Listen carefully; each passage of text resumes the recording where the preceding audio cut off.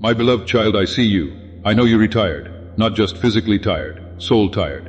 The kind of tired that sleep can't fix, that people can't reach, that success couldn't cure. You've been carrying something that was never yours to carry, and deep down, you know it.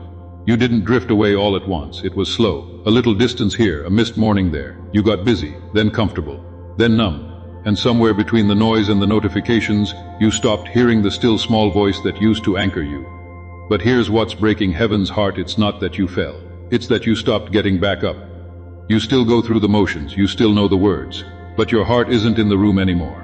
And you feel that emptiness every single night when the world gets quiet and there's nothing left to distract you from the truth. You've been running, and you are exhausted from running. God didn't move. You did. He didn't pull back his presence to punish you. You slowly chose lesser things over the greatest thing. You chose comfort over consecration. You chose approval over obedience. You chose temporary relief over eternal relationship. And now you're wondering why your prayers feel like they're hitting the ceiling. Why your worship feels like performance. Why the peace you used to carry has gone silent. This is why. Not because God gave up, but because you can't fill a vessel that still has a tight grip on what it's holding. You're asking him to pour in, while you refuse to pour out. That's not faith, that's negotiation. Some of you are not struggling because you're weak. You're struggling because you're fighting God for control of your own life, and no one wins that fight.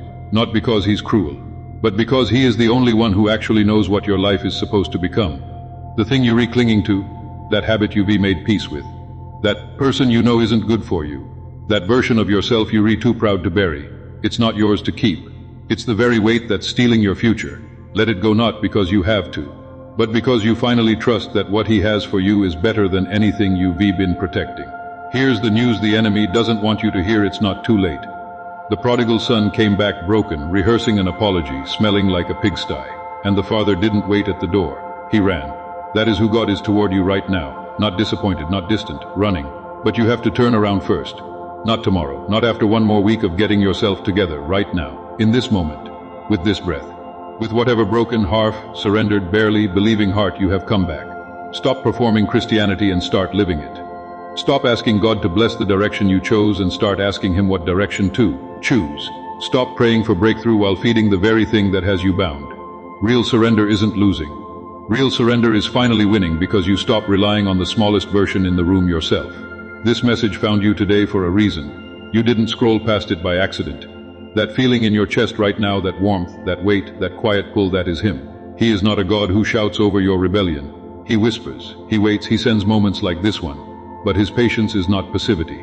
There will come a day when the conviction fades, not because he stopped caring, but because you hardened past the point of hearing.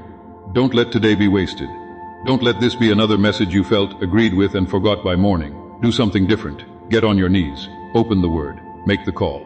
Have the hard conversation. Make the sacrifice. Come back fully holy without conditions. Your healing is waiting on the other side of your surrender. Comment, I am coming back, Lord, if this reached you.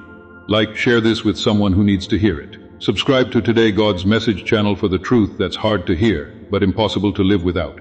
Amen.